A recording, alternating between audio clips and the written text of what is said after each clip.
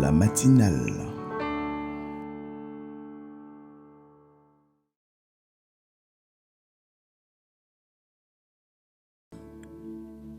C'est toi, Jésus le roi. Et c'est vers toi, Seigneur, que nous élevons nos voix. C'est vers toi, Seigneur, que nous élevons nos yeux. C'est à toi que nous attendons ce matin, en cet instant. C'est à toi, Seigneur, que nous rendons toute la gloire. Seigneur, lorsque nous avons une voiture, nous pouvons la conduire comme nous voulons, à l'heure que nous voulons. Lorsqu'on a une maison, on peut la décorer comme nous voulons. Mais notre vie, Seigneur, c'est toi le maître de cette vie. C'est toi le maître de ce souffle de vie que mon frère et ma soeur portent ce matin. Et pour cela, Père, nous te bénissons. Nous te rendons toute la gloire, Seigneur, en cet instant. Nos vies, Seigneur, t'appartiennent en ce lieu. Nous nous attendons à toi, Saint-Esprit. Qu'est-ce qu'un homme peut faire sans toi? Qu'est-ce qu'un homme peut dire sans toi? Qu'est-ce qu'un homme peut espérer ou devenir sans toi? Père éternel, nous t'invitons maintenant dans nos vies, dans cet instant. Cette heure t'est consacrée, Père éternel. Reçois toute la gloire. Reçois toute la gloire, Père éternel. Et merci parce que tu es là. Merci pour ta présence glorieuse. Merci pour les choses, Seigneur, que tu as prévues pour nous ce matin. Je sais que tu as déjà béni quelqu'un. Je sais que tu as déjà soulagé quelqu'un. Je sais que tu as déjà parlé pour quelqu'un. Je sais que tu as déjà, Seigneur, fait des projets. Parce que ta parole nous dit que le plan que tu as fait, ce sont des plans de bonheur et non de malheur, Seigneur, en ce lieu. Nous nous attendons à toi et nous t'acclamons pour qui tu es. Parce que tu es Dieu. Parce que tu es Dieu. Parce que tu es Dieu. Tu es Dieu hier, aujourd'hui et éternellement. Tu ne changeras pas. Tu le resteras. Alléluia. Alléluia. Bonjour frère Steve. Bonjour ma soeur Souvena, tu vas bien? Très bien, merci. Bonjour peuple de Dieu, vous allez bien? Est-ce que vous allez bien? Est-ce que vous pouvez faire un peu de bruit pour le Seigneur en acclamant pour Jésus? Alléluia. C'est un grand moment. Est-ce qu'on peut se tenir debout juste pour acclamer pour Jésus? Est-ce qu'on peut se tenir debout pour acclamer pour Jésus? Vous m'entendez? Est-ce qu'on peut se tenir debout juste en acclamant pour Jésus parce qu'il en est digne? Il mérite qu'on le célèbre, il mérite qu'on le loue, il mérite qu'on l'adore. Il mérite qu'on chante pour lui, il mérite qu'on le célèbre parce que c'est pour lui que nous sommes réunis ce matin. Bonjour frères et sœurs, vous que nous suivons en ligne, que le Seigneur vous bénisse au nom de Jésus. Je suis très content ce matin. Ma sœur, est-ce que tu es contente ce matin? Je suis dans la joie. Franchement, je suis content parce que tu es magnifique. Moi, je suis contente de te retrouver aussi. Ah merci pour le compliment, beaucoup. Tu n'es pas mal non plus. Ah bah merci, on est très beaux toi et moi. Gloire Amen. à Dieu, gloire à Dieu. Est-ce que vous vous trouvez beau aussi? Vous vous trouvez beau? Est-ce que tu peux dire à la personne qui est à côté de toi, tu es magnifique ce matin? Franchement, tu es très beau, tu es très belle. Et si tu es là, c'est parce que Dieu t'a choisi. Alléluia. Exactement. Ta beauté n'est pas due au hasard. Il y a quelqu'un qui te l'a donné, cette beauté. Et c'est Dieu. Est-ce qu'on peut acclamer Dieu pour cela? Alléluia. Amen. Alléluia. Alors, comme vous le savez tous, nous sommes réunis ce matin pour un événement particulier. Alléluia. Est-ce que tu peux dire à ton voisin, c'est particulier ce matin? C'est particulier ce matin. Ma sœur, est-ce que tu peux nous rappeler le caractère particulier de cet événement? De quoi il s'agit? Alors, vous êtes encore un peu timide, mais je pense que cela va venir. Parce que lorsqu'on va parler de l'avenir, tous les parents, ils ont des projets pour que leurs enfants deviennent quelque chose. Et pas que les enfants soient malheureux ou que les enfants soient toujours derrière. Les parents rêvent toujours de quelque chose de glorieux pour leurs enfants. Et c'est ce que Dieu veut faire pour nous. Exactement. Et aujourd'hui, nous sommes là présents pour ce grand forum qu'on va parler du ministère et puis un avenir glorieux. Exactement. Donc, c'est en Jésus que cela se passe. En plus, ce qui est marrant, c'est que c'est un sujet d'actualité. Exactement. Avec Dieu, c'est toujours d'actualité. C'est toujours d'actualité. Alléluia. Amen. Et je crois que si ces personnes se sont déplacées ici, c'est parce qu'elles ont envie de connaître. Sûrement. Je me trompe? Toujours, je pense, oui. Ah, du coup, vous ne manifestez pas votre joie. On a l'impression que vous n'avez pas envie de connaître. Est-ce que vous avez soif? Est-ce que vous avez soif? Franchement. Alléluia. Amen. Alors, Chers internautes, vous qui nous regardez de partout où vous êtes, soyez les bienvenus à l'Assemblée pentecôtiste de Rennes pour ce panel sur le service. Alors, vous avez la possibilité, partout où vous êtes, d'envoyer vos questions via les canaux de diffusion de notre Église. N'hésitez pas à nous envoyer vos questions et nous allons prendre le temps d'y répondre. Alléluia. C'est un moment particulier. Amen. C'est un moment particulier parce que quelqu'un ici, sa vie sera révolutionnée. Amen. Aujourd'hui, nous ne pouvons plus servir Dieu de façon hasardeuse. Alléluia. On a besoin de la connaissance. Dis à ton voisin la connaissance. Tu as besoin de la connaissance. La Bible déclare, ma sœur, que mon peuple périt faute de connaissance. Faute de connaissance. Donc, si tu n'as pas la connaissance, tu ne peux pas servir Dieu. Alléluia. C'est la raison pour laquelle l'Église APR a décidé de mettre en place cette plateforme pour permettre à tous les hommes de Dieu d'apprendre, de grandir dans leur service. Alléluia. Exactement. Ma sœur, est-ce que tu crois qu'on sera béni? Je sais qu'on est déjà béni. Avec Dieu, lorsqu'on se projette dans le futur, Dieu, il est au présent, il est au passé. Il est toujours... Notre Dieu, il nous a déjà bénis. Moi, je le crois. Je suis déjà béni. Alléluia. Aujourd'hui, nous allons encore recevoir ce que Dieu a préparé pour nous. Et est-ce que vous êtes prêts à recevoir cela? Est-ce que vous êtes prêts? Donc, nous allons acclamer pour recevoir ce repas. Yes. Alléluia. Alléluia. Alors, aujourd'hui, c'est particulier parce que nous avons un panel d'hôtes ou d'invités qui ne sont pas des moindres. Ce sont des gens dotés d'une connaissance. Ce sont des gens qui connaissent Dieu et ce sont des gens qui ont de l'expérience. Vous savez, quelqu'un a l'habitude de dire, pour qu'un fils puisse voir plus loin que son père, il faut qu'il monte sur les épaules de son père. Il faut que son père le porte. Exactement. Donc, ce soir, ce matin du moins, on sera porté sur des épaules. Alléluia. Amen. Et on ne sera pas porté sur n'importe quel type d'épaule. On sera porté sur une épaule doctorale. Yes. On sera porté sur une épaule pastorale. Professeur. On sera porté sur une épaule prophétique. Écrivain. On sera porté sur une épaule apostolique. J'en passe. Ah, il y a tellement d'épaules. Mais ce qui est sûr, c'est que tu verras plus loin que ce que tu as vu aujourd'hui au nom de Jésus. Alléluia. Je le confirme. Franchement. Alors, est-ce qu'on peut acclamer pour le Seigneur? Il est digne de recevoir nos louanges, il est digne de recevoir nos acclamations. Est-ce que tu peux acclamer comme si tu acclamais pour un roi? Est-ce que tu peux acclamer comme si tu acclamais pour le Seigneur des Seigneurs? En poussant des cris de joie, en exaltant celui qui est assis sur le trône, celui qui règne d'âge en âge, celui qui ne change pas. L'ancien des jours, c'est Jésus. Alléluia. Amen. Waouh. Le moment est en train d'être solennel. Alléluia.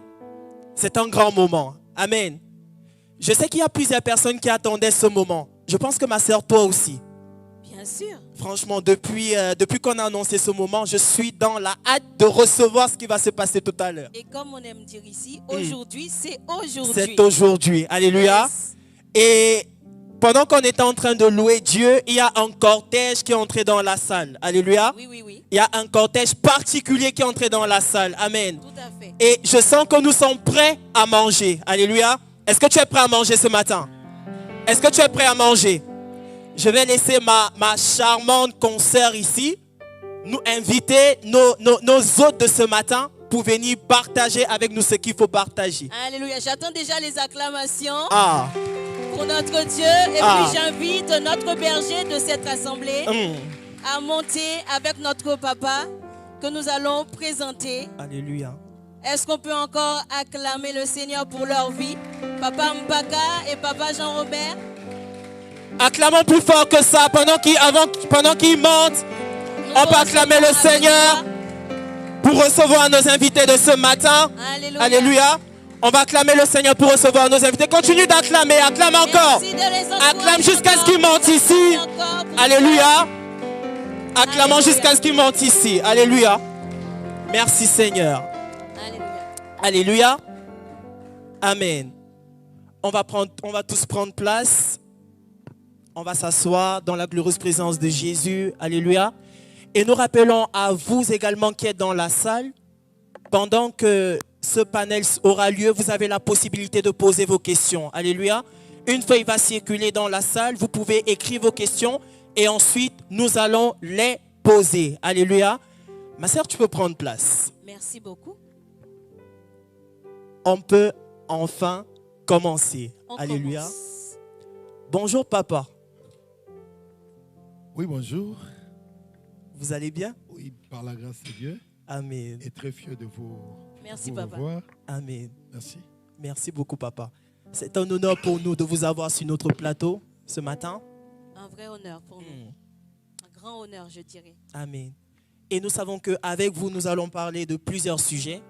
Nous allons apprendre beaucoup de choses. Et le sujet qui nous réunit ce matin, c'est le service. Et plus particulièrement le ministère prophétique. Parce que nous savons que c'est un sujet qui est d'actualité. Et nous voyons qu'il y a beaucoup de personnes qui ne comprennent pas réellement qu'est-ce que le service ou le ministère prophétique. Et nous croyons que par la grâce de Dieu et avec la connaissance que Dieu vous a donnée, nous apprendrons beaucoup. Alléluia. Donc, nous allons déjà vous présenter. Donc, je vais commencer par notre papa. Et puis, ensuite, nous allons passer à notre docteur. Merci beaucoup, ma sœur et mon frère. Brièvement, s'il vous plaît. Amen. Merci papa. Je suis votre frère, le pasteur de l'Assemblée, le frère Tim Bampaka. Donc voilà, il n'y a pas beaucoup de choses à dire par rapport à ma présentation. Et puis voilà, merci, je passe. Merci, papa. En tout cas, nous vous accueillons avec joie. Merci Amen. beaucoup, merci. Notre papa. Ok, merci. C'est le révérend Jean-Robert Lufuma. Bienvenue, papa. Ok. On est là pour partager la parole de Dieu. Amen. Je suis pasteur dans les Assemblées de Dieu, de la République démocratique du Congo. Je suis le président de l'organisme chrétien dénommé SEMEC, un organisme qui a une école biblique et théologique dont je suis le directeur. C'est une école pentecôtiste, une école évangélique pentecôtiste et charismatique, et qui a comme déclaration de mission former de bons, fidèles et puissants leaders et ouvriers de Christ pour une mission holistique. Voilà. Hormis ça, je suis un écrivain, j'ai écrit plusieurs livres. Et je crois que le thème que vous proposez, on va l'aborder par rapport à quelques ouvrages pour aider les gens à développer davantage la connaissance. Voilà. Waouh. Alors, déjà, est-ce qu'on peut acclamer le Seigneur pour cette belle présentation de nos invités? Comme nous vous l'avons dit, les invités que nous avons ce matin, ce ne sont pas n'importe qui. Ce sont des hommes que Dieu a dotés d'une capacité et d'une connaissance hors du commun. Alléluia. Exceptionnel. Et assurément, nous savons que nous apprendrons avec vous ce matin. Alléluia. Alors, docteur, dans le cadre de ce talk show, nous aborderons un sujet important. Donc, comme on l'a dit sur le service, et plus particulièrement le ministère prophétique. Et nous parlerons de ce que vous avez appelé le prophète lépreux. Alors, je t'avoue, ma sœur, quand j'ai lu ce thème, je me suis demandé, mais pourquoi ça? Pourquoi prophète lépreux? En tout cas, je pense qu'on aura des choses à apprendre et beaucoup seront surpris et même choqués. Voilà. Voilà. Donc, et le thème de ce livre, le titre s'intitule Le prophète lépreux. Donc, c'est de cet enseignement que notre papa parlait. C'est ce livre-là qui va nous enseigner aujourd'hui. Voilà. Donc, voilà. Oui, c'est juste un petit livre, je crois que vous avez, ce petit livre ici, qui nous aide la manière dont nous devons servir. Voilà. Vous me posez la question de savoir qu'est-ce que je sous-entends par un prophète lépreux. Je crois que c'est ça. Donc déjà, papa, nous souhaitons que vous puissiez revenir parce qu'on a eu des enseignements la semaine dernière et encore cette semaine. Vous nous avez enseigné non seulement sur l'avenir glorieux, mais aussi sur la manière de servir. Donc si vous pouvez faire un résumé déjà sur le prophète, vous avez donné plusieurs définitions. Est-ce que vous pouvez juste faire un résumé et puis après on vous laisse introduire votre enseignement. Merci beaucoup. Merci, papa. En effet, lorsque nous parlons du prophète dans la Bible, nous avons d'abord l'Ancienne Alliance ou l'Ancien Testament qui définit les prophètes en se fondant sur une expression hébreu, Navi ou Nabi, qui veut juste dire celui qui annonce Un prophète est celui qui annonce. Il s'agit d'un prophète de Dieu, c'est celui qui annonce le message de Dieu. C'est là qu'on appelle un prophète. Alors, et dans l'Ancien Testament, à l'époque, il y avait des communicateurs du roi qu'on appelait héros. Un héros était un communicateur du roi, c'est lui qui annonçait au peuple la décision du roi ou l'édit du roi. Et maintenant, cette qualité du communicateur du roi s'applique aussi au prophète. C'est-à-dire, un prophète, c'est un héros de Dieu. C'est quelqu'un qui communique au peuple le message qu'il a reçu de Dieu. En d'autres termes, c'est l'interprète de Dieu. C'est comme Dieu a dit à Moïse, dans le livre d'Exode, chapitre 7e, au premier verset. Dieu dit à Moïse, tu seras Dieu, tu seras Dieu et Aaron sera ton prophète. Tu seras comme Dieu et Aaron sera ton prophète. En fait, on reconnaît à Aaron comme l'interprète de Moïse. Et Moïse comme l'interprète de Dieu. D'où, lorsqu'on est prophète, nous sommes l'interprète de Dieu. Nous communiquons le message de Dieu, mais dans notre style et dans notre langage. D'où, le prophète a un langage. Et c'est dans ce langage-là qu'il communique le message de Dieu. Wow. Dieu est invisible, mais il parle aux hommes qui sont visibles. Et tu dois avoir cette capacité de prendre le message de ces dieux célestes pour les ramener dans le langage humain afin que les hommes comprennent Dieu. Amen. Wow. Est-ce qu'on peut acclamer le Seigneur pour cette, franchement? Alors, nous retenons que un prophète, c'est un communicant. C'est quelqu'un qui parle de la part de Dieu. Mais docteur, aujourd'hui, nous remarquons que... Si vous pouvez autoriser que oui. je complète. Oui. Là, j'ai donné dans l'Ancien Testament et dans le Nouveau Testament, lorsqu'on parle du prophète, ça vient le verbe c'est prophétéo en grec maintenant, et le mot prophète c'est prophétesse. Et là, nous avons le préfixe pro qui est le mot-clé pour comprendre le prophète. Lorsqu'on dit pro en grec, cela a trois sens. Pro, c'est parler à la place de. Ça, c'est le premier sens. Le deuxième sens, pro, c'est parler devant. Et troisième sens, pro, c'est parler avant. D'où un prophète, c'est quelqu'un qui parle à la place de Dieu. Wow. Vous comprenez cela? C'est un porte-parole. Comme nous avons un conseil du ministre, et après le conseil des ministres, ce n'est pas tous les ministres qui vont parler, ce n'est pas parfois le premier ministre, ce n'est ni le président de la République, c'est juste un ministre à qui on a doté le pouvoir de pouvoir communiquer le message qui a été abordé dans le conseil des ministres. D'où le prophète, il parle à la place de Dieu. Comprenez? Lorsque vous parlez à la place de Dieu, vous devez vous identifier à ces dieux-là. Amen. Exactement. Et deuxièmement, non seulement vous parlez à la place de Dieu, deuxièmement, les prophètes, ils parlent devant. Parler devant, ça signifie quoi?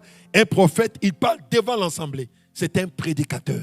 Le prophète est un prédicateur inspiré. Il parle par l'inspiration du Saint-Esprit, par l'influence de l'Esprit. Ça, c'est le deuxième sens du prophète. Et le troisième sens, un prophète parle avant que la chose n'arrive. Là, on voit la dimension prédilective. Avant que les choses n'arrivent, parle. Mais néanmoins, le prophète n'est pas seulement celui qui parle avant que la chose n'arrive. Comprenez les fondements, c'est parler à la place d'eux. Ça signifie quoi? Un prédicateur doit avoir une dimension prophétique. Voilà, si je peux me résumer, c'est comme ça on peut comprendre le prophète. Alléluia. Donc, on retient que un prophète, c'est celui qui parle avant, c'est celui qui parle devant et c'est celui qui parle à la place de quelqu'un. Et cette personne ici, c'est Dieu. Amen. Docteur, est-ce que vous pouvez juste rapidement nous donner la différence entre un ministère prophétique et un don prophétique? Merci beaucoup. En effet, pour donner la différence, je vais juste d'abord vous aider à comprendre que dans l'Ancien Testament, on avait 2 degrés du prophétisme. Et ces 2 degrés du prophétisme de l'Ancien Testament se répètent aussi dans le Nouveau Testament. Dans l'Ancien Testament, il y avait des prophètes d'autorité, des prophètes attitrés. Ça, c'est les prophètes de premier degré. Et là, vous avez Ésaïe, vous avez tous ces prophètes qui nous concernent la Bible. Sont des prophètes de premier degré, des prophètes attitrés, à qui Dieu a donné l'autorité prophétique. Et deux, nous avons des fils des prophètes. Des fils des prophètes, en fait, c'était des prophètes, des disciples prophètes. Ils étaient des prophètes des seconds rangs. Mais à un moment donné, ils exerçaient par l'entremise ou par la poussée ou l'orientation des prophètes de premier rang, ils exerçaient un certain service. On peut se souvenir de la manière dont un roi a été oint. Le Seigneur dit à Élie de oindre Élisée prophète à sa place parce que Élie était déjà vers fin ministère et il dit qu'il va oindre Jéhu comme roi. Et malheureusement, ce n'est pas Élie qui avait oint Jéhu comme roi. Et Élie est parti, c'est Élisée qui vient. Ce n'est même pas Élisée qui a oint directement Jéhu, mais il a envoyé le fils de prophète. Qui est parti, il appelle Jéhu, il dit, ainsi parle l'Éternel. Il parle comme un prophète, mais c'est un fils de prophète. Mais il parle sous l'autorité d'un prophète attitré. Vous comprenez que dans l'Ancien Testament, nous avons ces deux rangs, de prophètes du premier rang et de second rang. Et dans le Nouveau Testament, c'est pareil. Nous avons les prophètes attitrés qui sont le ministre de Dieu. Et particulièrement, nous avons ce que le ministère prophétique. Et de deux, nous avons les croyants, l'Église. Où l'apôtre Paul, dans 1 Corinthiens chapitre 14, il dit, je veux que vous prophétisiez tous. C'est-à-dire quoi? Les chrétiens ont des dons prophétiques, mais qui ne constituent pas un ministère attitré. Lorsque nous parlons du ministère prophétique d'une manière particulière ou spéciale, il est question de ceux qui sont appelés au ministère d'autorité, Ephésiens 4:11. Alors, lorsque nous parlons du don prophétique, il s'agit d'un don que Dieu donne à tout croyant, que l'on soit ministre de Dieu ou non. Mais c'est un don que Dieu déverse dans l'Église. Laisse-moi te dire que l'Église aujourd'hui, nous pouvons développer une Église de prophètes. Amen. Une Église où tout membre de l'Église a la capacité de prophétiser. Amen. Lorsque tout membre de l'Église est bâti dans le Saint-Esprit, les dons de la prophétie peuvent se manifester dans l'Église. Amen. Donc, papa, je profite de cette intervention pour poser une petite question à 3 volets. Oui. Donc, par rapport à ce que vous venez de nous dire, qui peut servir? Pourquoi servir et comment servir? Qui peut servir de tout croyant. D'accord. Tout croyant peut servir. D'ailleurs, dans l'Église, on n'a pas de chômeurs. L'Église, c'est une église de gens qui servent Dieu. Si, pour amener plus loin, quand on rêvait dans l'Ancien Testament, le sacerdoce était réservé à la tribu de Lévi et particulièrement aux descendants d'Aaron. Les autres Lévites étaient des collaborateurs. Mais dans le Nouveau Testament, Dieu prend ses sacerdoces et donne à toute l'Église. D'où tout membre de l'Église est sa sacrificateur. D'où dans l'Église, tout le monde doit servir. J'ai dit, tout le monde pape doit servir. Amen. Voilà. D'où, ça c'est la première question. Qui peut servir? Tout croyant peut servir à son degré. Si on est ministre, au degré du ministre ou au degré du ministre d'autorité. Si on est simple croyant, on l'exerce à ce niveau-là. Amen. Voilà. Et comment servir? Ça, c'est une vaste question. Comment servir? Je vais juste te dire, vous devez servir conformément à votre vocation. Voilà si je vais résumer. Servez le Seigneur conformément à votre vocation. Ça, c'est le premier élément. De servir le Seigneur par rapport à vos dons et à vos talents. À tout un chacun, Dieu a donné un don. À tout un chacun, Dieu a donné un talent. Mettez-vous au service par rapport à votre don et à votre talent. Et 3, il faut servir dans la volonté parfaite de Dieu. Amen. Alléluia. Il faut servir dans la volonté parfaite de Dieu. Alléluia. Alors, chers internautes, nous vous rappelons que nous sommes réunis ce matin pour un forum sur le service. Et nous parlons particulièrement de ce qu'on a appelé le prophète lépreux. D'ailleurs, si vous voulez vous procurer cet ouvrage du docteur Jean-Robert, vous avez la possibilité de nous envoyer un message via les canaux de l'Église et l'Église se chargera de vous envoyer cet ouvrage à votre endroit au nom de Jésus. Alors, docteur, nous parlons du prophète lépreux. qu'est-ce que vous sous-entendez par prophète lépreux? Parce que c'est contradictoire, prophète et lépreux. Qu'est-ce que vous voulez dire par prophète lépreux? Est-il possible? Voilà. Oui, mais ça dit, oui, c'est apparemment contradictoire, mais c'est une réalité que nous sommes en train de vivre. On a deux mots, prophète, je l'ai déjà défini. Quand on dit prophète, en résumé, c'est un messager. Il peut être un messager au niveau d'autorité ou un messager au niveau général. Ça signifie quoi? Il peut être ministre de Dieu, n'est-ce pas? Dans le Nouveau Testament, Ephésiens 4, 11. Mais, deuxième niveau, il peut être tout croyant parce que tout le monde doit servir. Je reviens à la question d'Assé Loreda. Alors maintenant, nous disons ces messagers-là, qu'ils soient spéciaux, qu'ils soient généraux, mais on trouve certains qui sont lépreux. Alors, lorsque nous parlons de la lèpre dans la Bible, c'est là le mot-clé. La lèpre dans la Bible nous donne 4 natures, ou 4 dimensions dans la nature de la lèpre. La lèpre dans la Bible, d'abord, la lèpre est une maladie. Ça, nous connaissons. Une maladie contagieuse. Ça, c'est la première chose. Certes, la lèpre de la Bible n'est pas, s'il faut aller plus loin dans les concepts hébreux que je vous épargne, et ce n'est pas vraiment dans le sens des ascens, la lèpre qui est aujourd'hui. Voilà, ça c'était plus ouvert, plus vaste. Mais ce qui est vrai, c'était une maladie. On est d'accord? Deuxièmement, la lèpre était une impureté. En fait, lorsque quelqu'un est lépreux, il a des limites. Devant Dieu, il est impur. Ça, c'est selon la loi de Moïse. Un lépreux, c'est un impur. Quelque part, en tant qu'impur, il est brisé, il n'a pas de communion avec le peuple, il n'a pas de communion avec les sanctuaires. D'où lorsque vous êtes lépreux, vous ne pouvez pas habiter au milieu du peuple parce que vous êtes lépreux. Et de deux, vous n'avez pas droit d'entrer dans les sanctuaires parce que vous êtes lépreux. Ça, c'est la deuxième dimension de la nature de la lèpre.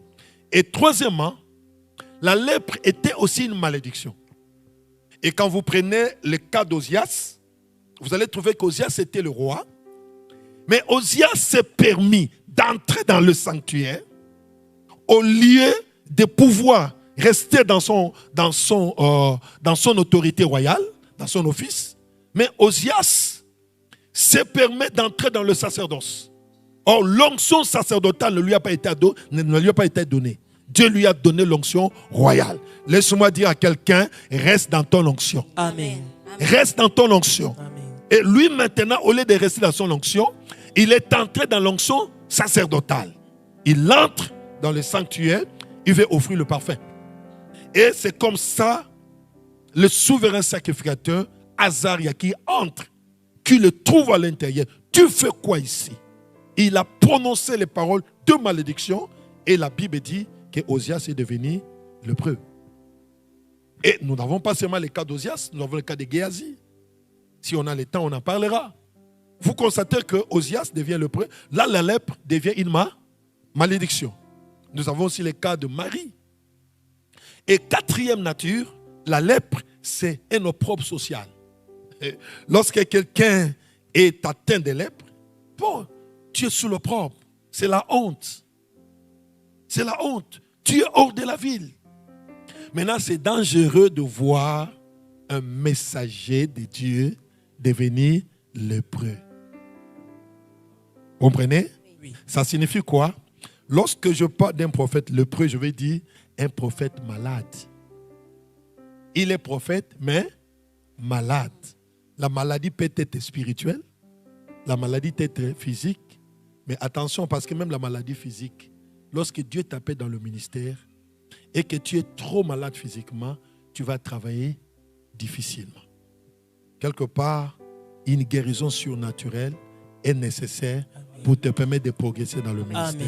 Amen. C'est comme ça que Dieu guérit ses serviteurs pour leur permettre d'exercer le ministère. Parce que la maladie peut te limiter quelque part.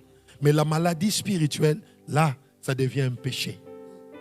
D'où la lèpre, sur le plan spirituel, symbolise le péché. Donc quand on parle du prophète lépreux, on voit un prophète qui vit dans le péché, mais qui veut entrer dans le sanctuaire. Or, un lépreux n'entre pas dans le sanctuaire.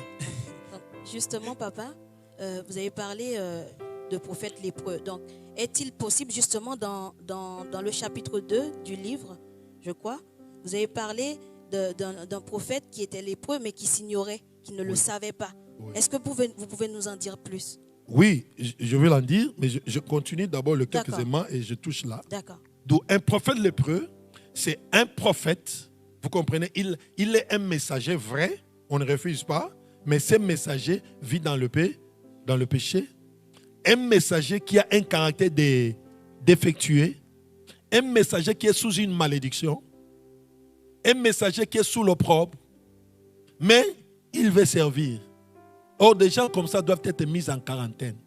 Mais vous les trouvez, ils veulent servir dans l'église. Ils veulent être leaders.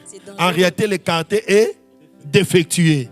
Ils veulent servir alors que son état ne permet pas qu'il puisse servir. Il est sous une malédiction. Mais la malédiction n'est pas encore brisée. C'est comme je vous ai parlé de hier ici. Hein, de Ruben, de Simeon et de Lévi. Vous comprenez? Vous voulez servir, il faut que la malédiction soit d'abord brisée. Voilà, vous trouvez toutes ces catégories-là que je considère comme des prophètes lépreux. Vous êtes l'opprobre de la communauté.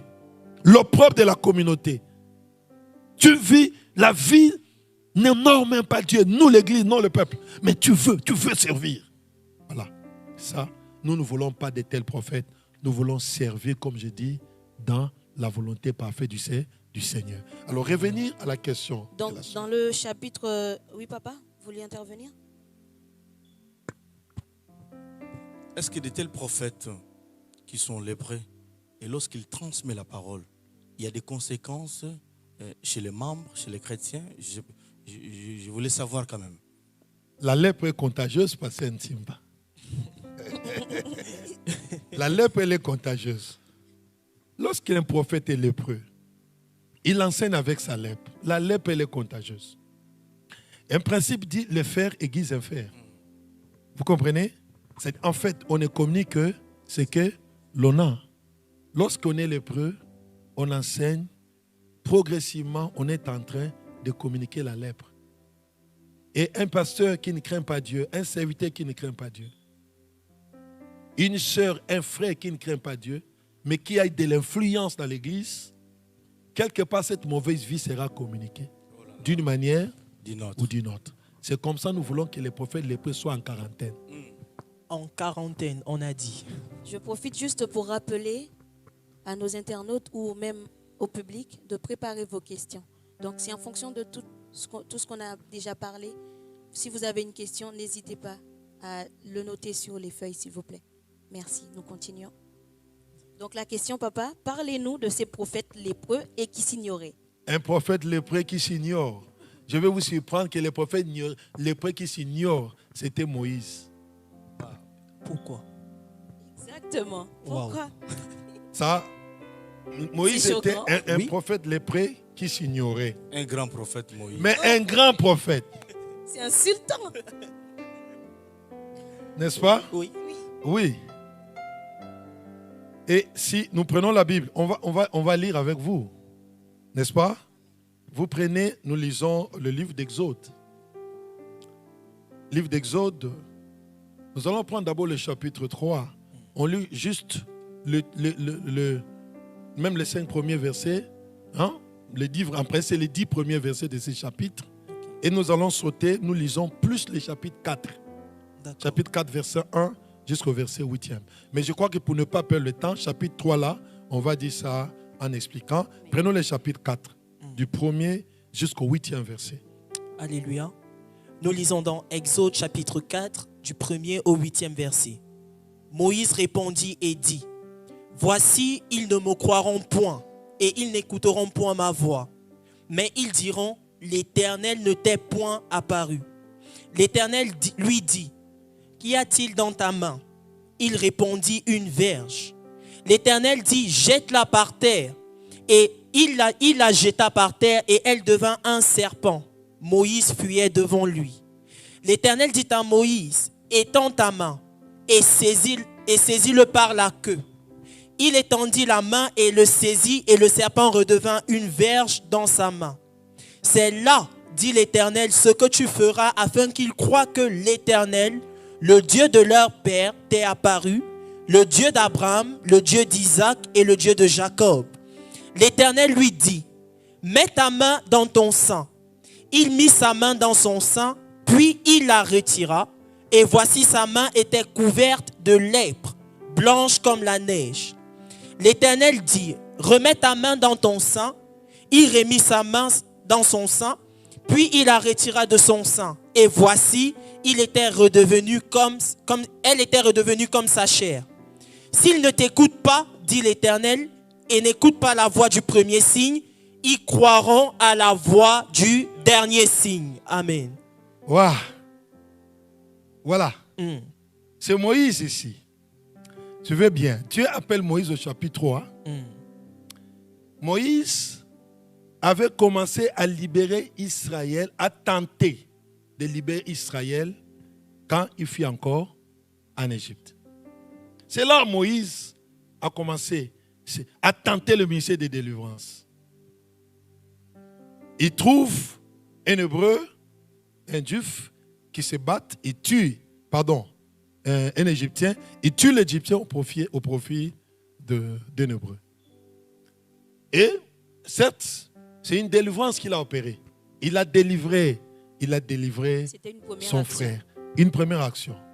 Ça montre déjà qu'il avait déjà cette vocation de délivrer son peuple. Et la deuxième fois, c'est entre eux, il veut mettre la paix. Mais Moïse est rejeté. Quelque part, Moïse a communiqué le message. Le message de la délivrance. Le message de paix. Le message de justice. Et il fuit, il arrive à Mandia. En fait, quand il arrive à Mandia, la même brutalité chez Moïse. Il trouve maintenant le berger qui était en difficulté avec le fils de Jéthro. Il bat ce berger-là. Toujours, comprenez, avec sa veille. Il les bat. D'où Moïse était un homme violent. Il passe. Il les libère. C'est comme ça qu'il trouve de la place dans la famille de Jéthro. Et avec cette verge-là, il continue à paître les troupeaux de qui? De Jéthro. C'est même Moïse, maintenant, Dieu l'appelle au chapitre 3e. Il dit, Moïse s'approche, dit, non, ne t'approche pas. Le lieu où tu te tiens est saint. Ça signifie quoi? Moi, je suis? Non. Le lieu où tu te tiens est saint. Moi, Moïse, je suis impur. Le lieu est saint, mais moi, je ne suis pas saint. N'est-ce pas? Vous comprenez? Dieu, la lèpre, c'est d'abord une impureté. Et Moïse, Dieu dit, le lieu où tu te tiens est saint. Il lui demande d'ôter ses chaussures. D'où? C'est un état qui atteste que Moïse était pécheur alors que Dieu était saint. Et une manière de se rapprocher de la sainteté de Dieu, c'est d'ôter ses chaussures. Il faut ôter les chaussures. Ça ne finit pas. C'est Moïse-là qui, avec sa verge, tout ce qu'il a fait là. Vous comprenez? Les actes qu'il a fait, il y avait des actes qui ont un caractère unique. Mais il est là devant Dieu. Et c'est cet homme-là que Dieu a appelé. Amen. Je parle à quelqu'un que tout celui que Dieu appelle, d'abord, c'est d'abord un lépreux.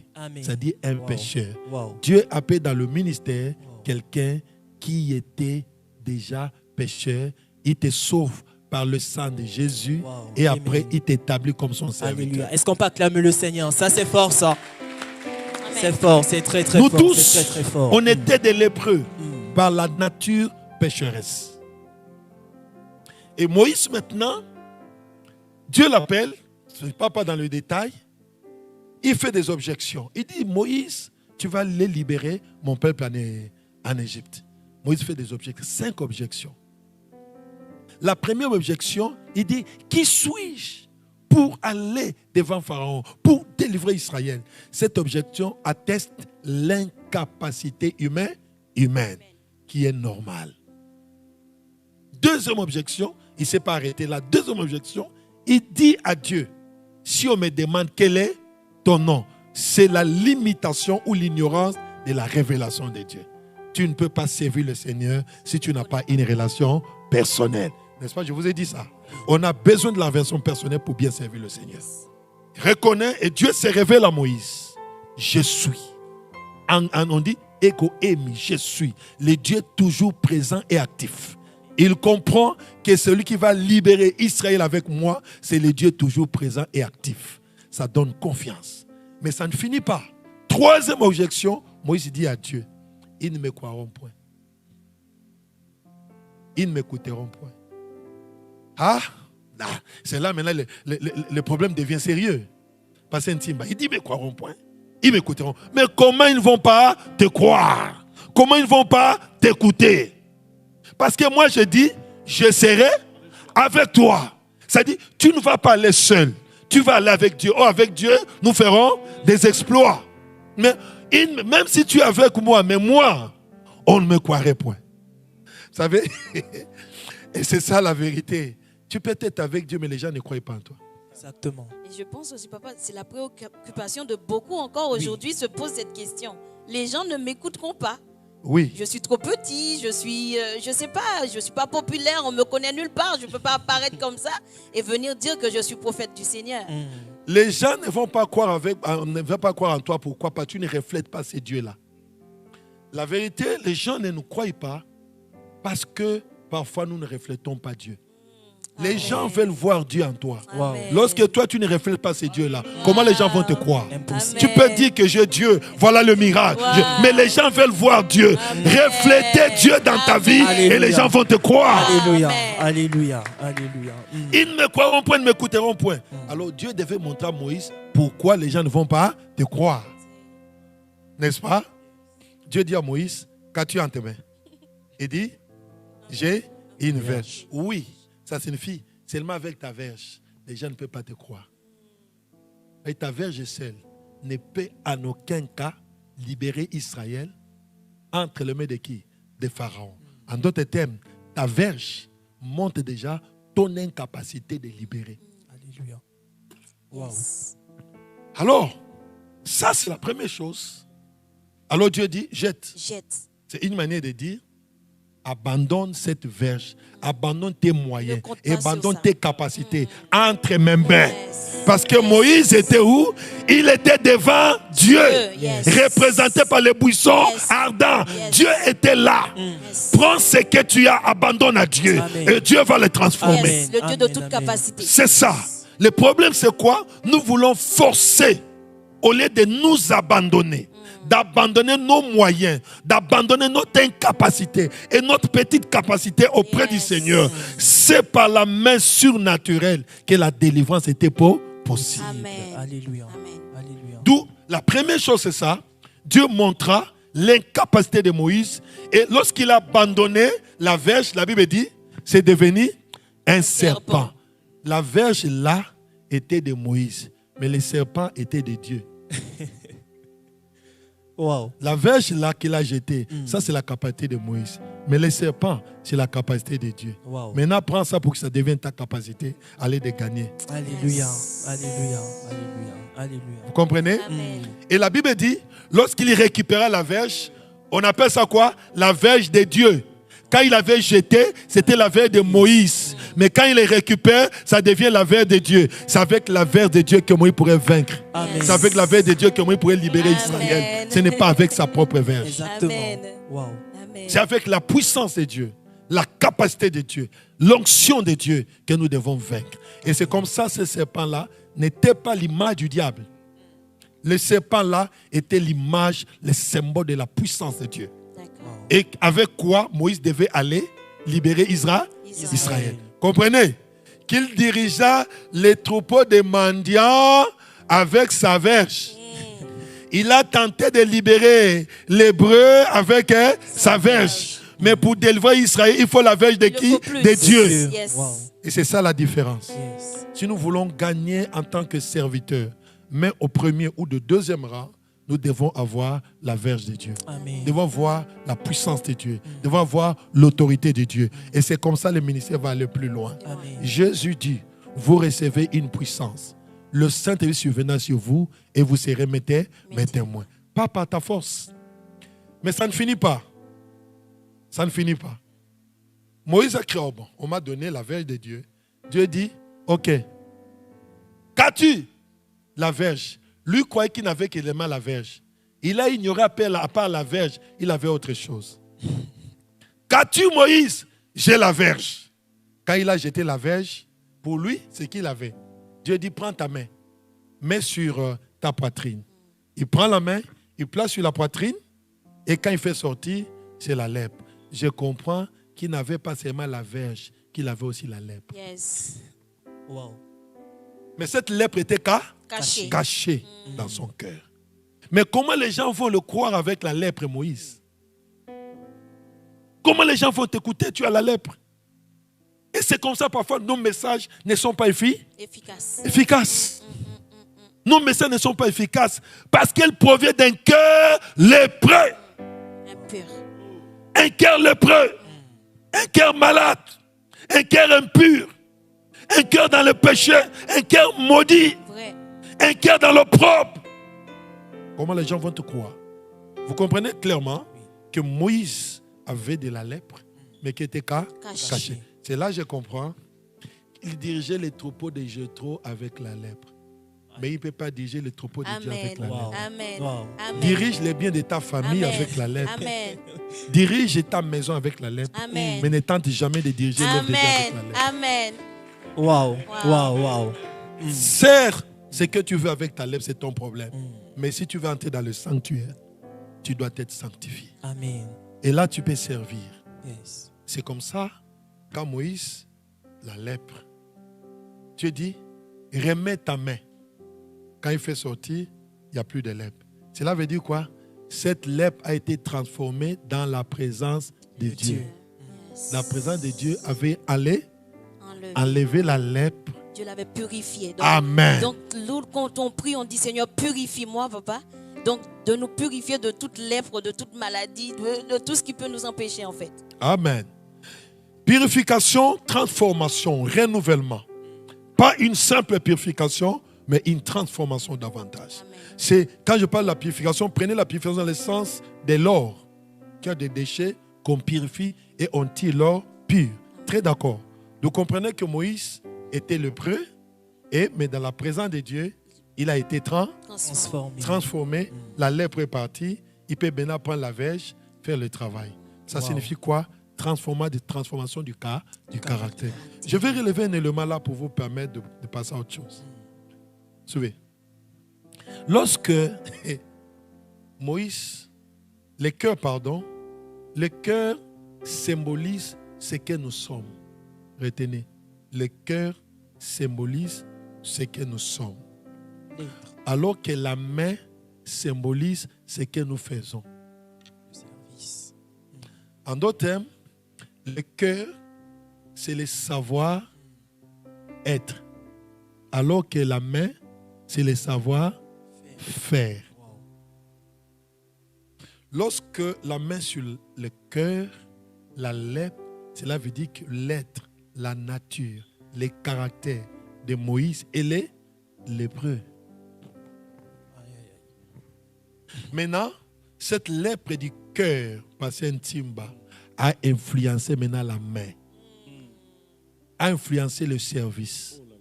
Vous trouvez que lorsque cette lèpre de main, la main était mise sur le cœur, il fait sortir la main, la lèpre qui n'est plus seulement dans le cœur, ici il est transformé dans la main. Visible, C'est comme ça, vous trouvez des gens, il a un caractère défectueux et ses œuvres sont aussi défectueuses.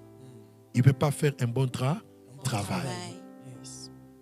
Quelqu'un ne s'épanouit pas parce que son cœur est mauvais. Il doit avoir un bon cœur, un cœur transformé, un cœur renouvelé. Et cela va nous amener à faire aussi une œuvre renouvelée. Voilà l'élément complémentaire. Vous comprenez? Et là, je comprends que qu'est-ce que Dieu a fait? Moïse a Madian. Madian, c'était comme les quarantaines de Moïse. comme il a tenté de libérer Israël. Israël. Mais il avait quoi? La lèpre qui était cachée, violent, dur, un homme d'un caractère compliqué. Il n'était pas prêt. Il n'était pas prêt. Dieu dit, je t'amène en quarantaine ou en Mandia. Et on a placé Moïse en quarantaine pendant 40 ans. Wow. Et maintenant, et après la quarantaine, dans la présence de Dieu, la lèpre a été purifiée. C'est comme ça même dans l'Ancien Testament. Même au temps de la loi de Moïse, si quelqu'un est lépreux, il doit même être mis en quarantaine. Et après, il va se présenter devant les sacrificateurs. Oh, le plus grand sacrificateur, c'est Dieu lui-même. Amen. Et c'est Amen. comme ça, dans la présence du sacrificateur divin, l'ange de l'Éternel, la lèpre de Moïse a été purifiée. Amen. Et Moïse, maintenant, peut servir. Maintenant, il peut servir les troupeaux de Dieu. Laissez maintenant les troupeaux de Jéthro. Là, maintenant, il les quitte. Et plus loin, la Bible dit, Moïse était un homme patient. Un homme patient. Moïse était patient au début. Il était devenu patient. La lèpre a été purifiée. Et je veux que nous, les serviteurs de Dieu, Amen. les servants de Dieu, de premier ou de deuxième degré, que nous soyons transformés dans notre caractère. C'est comme ça le service bénira le peuple de Dieu. Alléluia, wow. Est-ce qu'on peut acclamer le Seigneur pour cette révélation? C'est très très fort et c'est particulier. Alors nous rappelons à vous qui nous rejoignez que nous sommes en train de travailler sur un forum qui est sur le service. Et là nous parlons du prophète lépreux. Donc n'hésitez pas à envoyer vos questions si vous en avez et nous prendrons le temps de répondre. Alléluia. Docteur, moi j'avais une question parce que là nous sommes en train de parler de Moïse. C'est vrai que Moïse, je peux dire, il a eu la grâce que sa lèpre lui soit exposée avant qu'il ne commence le service de Dieu. Cependant, nous savons que dans notre génération aujourd'hui, on a des serviteurs de Dieu qui sont lépreux, qui sont déjà dans le service, mais qui manifestent cette lèpre. Parfois, ils s'en rendent compte et parfois, ils ne s'en rendent pas compte. Quelle attitude un tel serviteur doit avoir quand il se rend compte qu'il a de la lèpre? Est-ce qu'il doit abandonner son office pour aller faire la paix avec Dieu ou alors est-ce qu'il doit continuer? Qu'est-ce qu'il doit faire concrètement? Vous avez déjà répondu, on ne peut pas travailler avec la lèpre.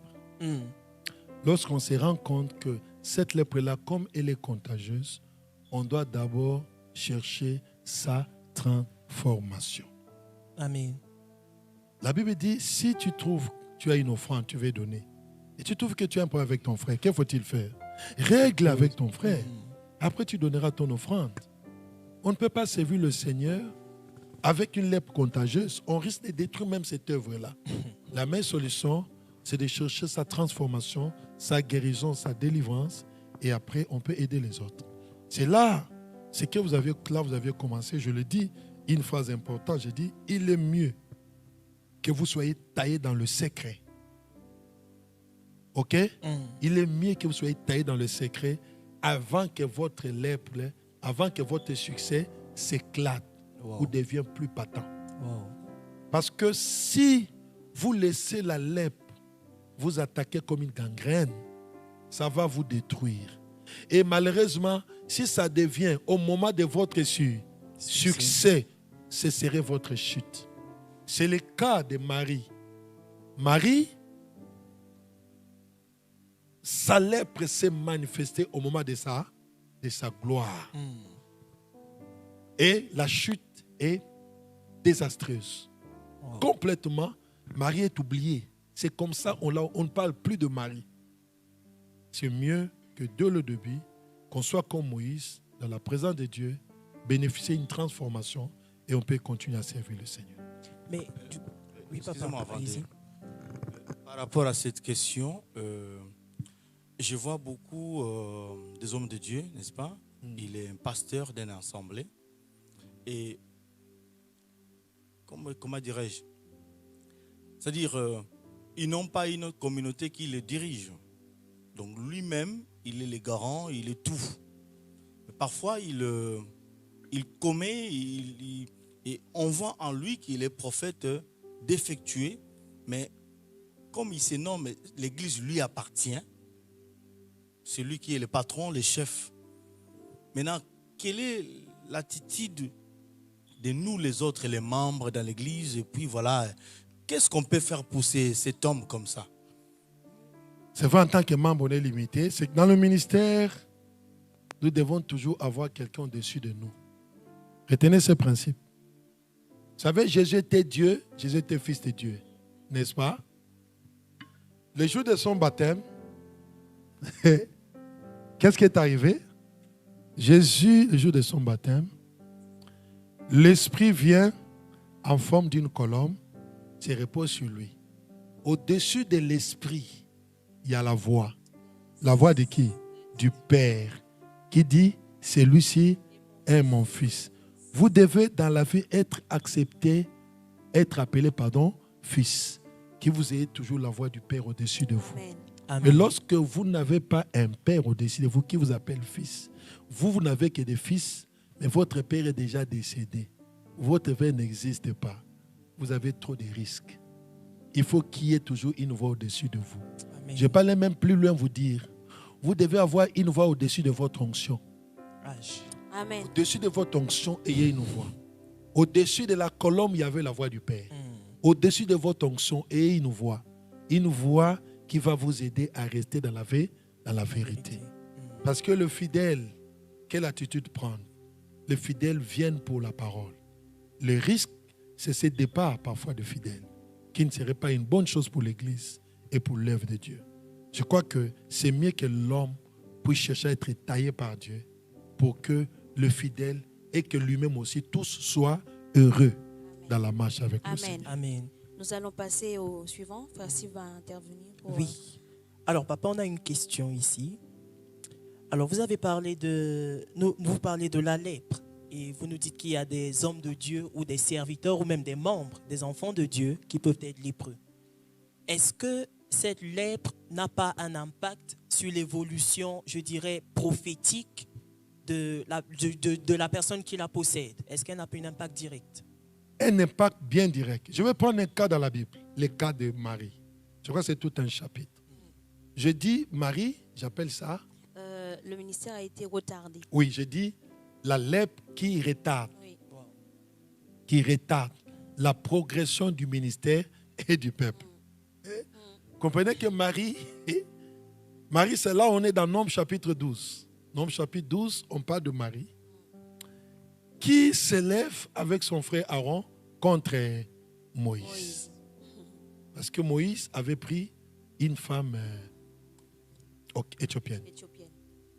C'est là maintenant, Marie et son frère s'élèvent contre Moïse. Ils sont partis trop loin pour dire, lui croit que c'est lui celle que Dieu a appelée. C'est lui celle que Dieu a appelée. Dieu ne parle que seulement par lui. Autrement dit, il conteste le leadership de Moïse. Parce qu'en fait, Marie, Aaron et Moïse étaient dans le leadership d'Israël. C'est là parfois je profite de dire aux gens qui ne croient pas au ministère de la femme, de constater que Marie, à ce moment-là, elle était dans le leadership d'Israël. Amen. Une femme. Amen. Elle était dans le leadership. C'est comme ça qu'elle pourrait parler comme ça. Parce qu'elle n'était pas dans le leadership, elle ne pourrait pas parler. Et maintenant, cette Marie, malheureusement, Marie s'est embrouillée. Nous devons accepter de respecter nos aînés, de respecter nos pères, de respecter nos leaders. Même si vous avez un appel de Dieu, vous devez savoir respecter votre père. Vous devez respecter votre leader. Même si vous avez une me reproche, il faut savoir comment le faire. On ne parle pas à un aîné comme on veut. Et en outre, vous devez aussi savoir la direction prophétique. Moïse, lui, en tant qu'individu, il était l'image de Christ. Lorsque Moïse prend une Éthiopienne, c'est un message prophétique qui annonce Christ qui va prendre l'Église, qui est d'origine principalement païenne. Il y a une dimension prophétique dans cette alliance de Moïse avec cette Éthiopienne. Ne pas comprendre cette profondeur prophétique. Et plus loin, vous allez remarquer qu'à ce moment, Moïse, il n'y avait pas une loi expresse qui en interdisait d'une manière expresse. où on devait interdire complètement Moïse ça. Une loi très expresse. Parce que plus loin, certains disent que Moïse était déjà divorcé. Parce que la femme qu'il avait chez Mandia, la fille de Mandia, n'était plus avec lui. Mais il a encore pensé que la femme pourrait aussi mourir. Ce qui est vrai, cette femme n'était plus avec Moïse. C'était une nouvelle femme que Moïse avait eue. Vous comprenez ça? Alors maintenant, Dieu se fâche à cause de ce déséquilibre qu'on voulait mettre dans le ministère de Moïse. Vous devez faire attention.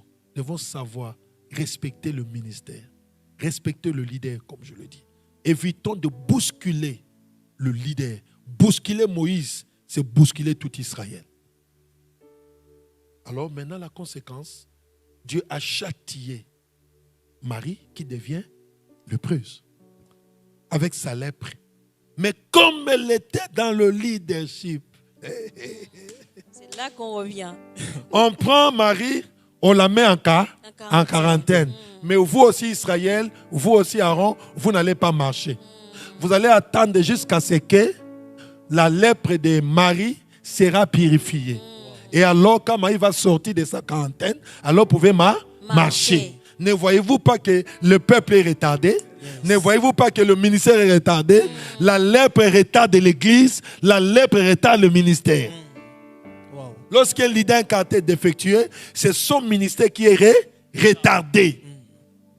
C'est le ministère qui est retardé. Non seulement son ministère, mais le peuple même qu'il dirige. Exactement. Parce que quelque part, il faut d'abord chercher à te rétablir. Et ça prend le temps pour que le peuple marche. C'est comme ça, marchons dans la sanctification, progressons avec le Seigneur, Amen. et nous allons faire progresser Alléluia. l'église. Amen. Waouh. Voilà. Oui, mais docteur, j'aimerais juste revenir sur ce que vous avez dit. On sait aussi que Dieu avait demandé aux enfants d'Israël de ne pas se mettre avec des femmes étrangères. Est-ce que Marie n'a pas respecté cette loi en disant ça à Moïse, puisque la femme éthiopienne n'était pas une juive? Certes, la femme éthiopienne n'était pas une juive. Il faut voir la période. De deux, je viens de relever un élément important, la dimension prophétique. De la vie de qui? De la vie de qui? De Moïse. En outre, vous devez savoir, une étrangère qui confesse la foi chrétienne n'est plus une étrangère. Amen. Une étrangère qui confesse le vrai Dieu n'est plus une étrangère. Comme vous avez avancé hier, Wow. papa. Oui, oui. Vous connaissez l'histoire de Comme l'alliance, Ruth? oui. Ruth Oui, ils ont était fait une alliance. étrangère. Oui. N'est-ce pas ça? Oui. Moabite encore, venue de l'inceste. L'alliance, Mais papa. elle dit l'alliance. Waouh. Elle dit, Alléluia. ton Dieu sera le mon Dieu Dieu. de Ton l'alliance, peuple le sera mon peuple. Amen. Où tu iras, j'irai. J'irai. Comprenez qu'elle est entrée dans Dans l'alliance d'Israël. Amen. Et cette femme n'est plus étrangère. Amen. Wow. Elle est devenue une fille adoptive. Wow. Adoptive. Wow. Cette Éthiopienne n'est pas venue avec ses dieux. C'est différent avec Jézabel. Jézabel qui était toujours incrédule, qui était apostate et qui vient se marier avec Akab. Là, non. Il n'y a pas de rapport entre l'infidèle et le fidèle. Wow. Et lorsqu'on s'est converti, on croit à ce Dieu-là. Non, parce qu'il n'y a aucune reproche par rapport au comportement de cette Éthiopienne. Donc, on peut avancer, papa, pour dire que Moïse a commencé ce que Jésus est venu faire, en fait. Exact. Amen. Préfiguration. Amen. Moïse est la préfiguration de Christ. Yes. Cette Éthiopienne est la préfiguration de l'Église. Amen. Wow. Amen. En tout cas, ça On c'est peut un acclamer très bon pour message, cela. franchement. Ma sœur Souvena, je pense que ça c'est un message d'espoir en fait. Magnifique. Je crois que quelqu'un qui nous écoute et qui se sentait déjà disqualifié a repris espoir, parce qu'on comprend que quel que soit notre état, quel que soit comment nous sommes, à partir du moment où nous prenons la résolution de marcher avec Jésus, nous sommes exemptés de toute malédiction. Il a dit plus d'esclaves, plus Yes. de juifs. Il nous a adoptés. Alléluia. Alléluia. Ça c'est merveilleux. Amen. Il n'est jamais trop tard. Amen. Papa, j'ai une autre question sur ce thème. Maintenant, dans notre contexte d'aujourd'hui, un chrétien, un fidèle d'une église, est-ce que cela sous-entend que, en tant que fidèle, un fidèle n'a pas le droit de parler des défauts ou des failles d'une autorité spirituelle? Est-ce que c'est ce que ça veut dire? L'autorité spirituelle porte la charge de l'Église. Si vous voulez parler, vous devez savoir comment le faire. Si vous le faites sans éthique, vous le faites pour détruire encore l'Église, qu'est-ce que vous avez fait de bon? Rien du tout. Parce qu'il porte la charge de l'Église.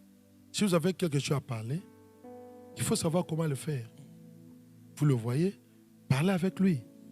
Mais lorsque vous commencez à dire ça dans la rue, partout, non, vous n'aidez pas le peuple.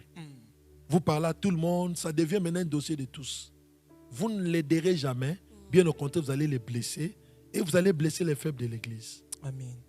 Donc, nous allons avancer, papa. Oui. Donc, dans un premier temps, vous avez parlé d'un prophète qui était lépreux, mais sa lèpre était cachée. Ensuite, nous avons parlé des prophètes qui étaient lépreux, mais qui l'ignoraient.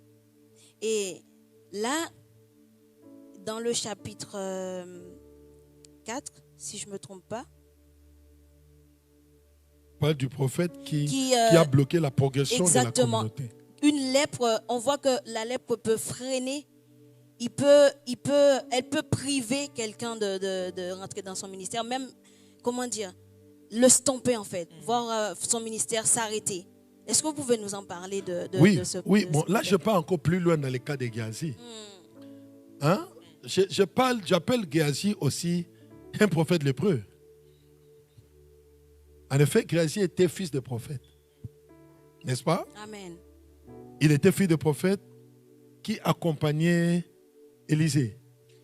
Apôtre, ça serait peut-être bien d'expliquer un peu à nos internautes, c'est quoi un fils de prophète? Est-ce que c'est fils biologique? Qu'est-ce que ça signifie être fils de prophète aujourd'hui? Un fils de prophète, c'était un disciple d'un prophète attitré. D'accord. Il était un disciple d'un prophète attitré. D'accord. Il considérait son prophète attitré comme son maître. Donc, nous avons le cas de le Élie. fils de Élie. Il était spirituellement le fils d'Élisée. Exactement.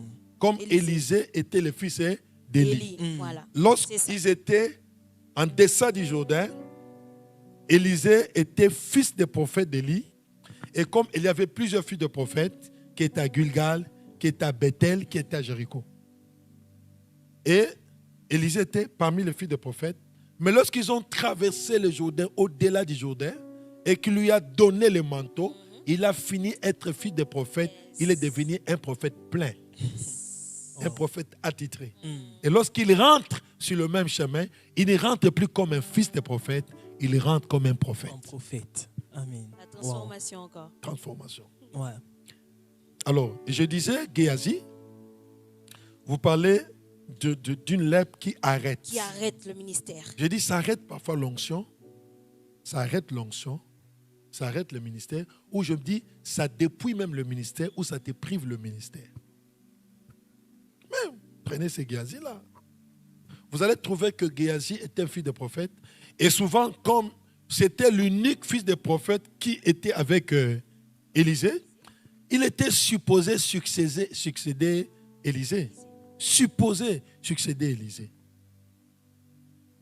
Mais, plus loin, Géasi a montré sa lèpre cachée.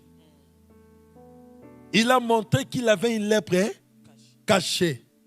Vous trouvez Géasi devant le général syrien Naaman.